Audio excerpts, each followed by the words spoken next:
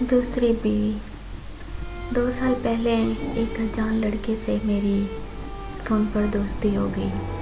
ہماری بات میسج یا آڈیو کال پر ہوتی تھی۔ ہم دونوں نے کبھی ایک دوسرے کو نہیں دیکھا تھا۔ اس کا لہجہ اتنا اچھا تھا کہ مجھے اس سے محبت ہو گئی۔ میں نے اپنی محبت کا اظہار کیا تو اس نے ہاں کر دی۔ پھر ہم دونوں نے ایک دوسرے کو تصویریں شیئر کی۔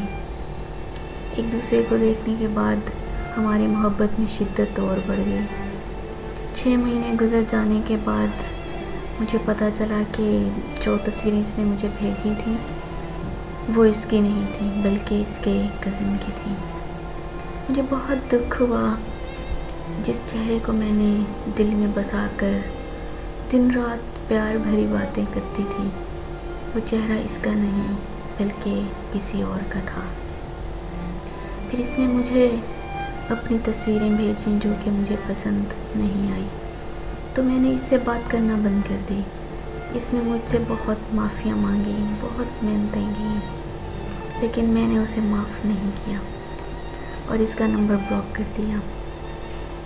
کچھ عرصے کے بعد میں بہت بیمار ہو گئی اور علاج کے باوجود مجھے شفا نہیں مل رہی تھی، تو مجھے لگنے لگا کہ شاید میں نے اس لڑکے کو معاف نہ کر کے اس کا دل دکھایا ہے، جس کی سزا مجھے اللہ دے رہا ہے۔ میں نے اسے ان بلاک کیا اور اسے معافی مانگی، تو اس کے معاف کرنے کے بعد میں جلدی ٹھیک ہو گئی۔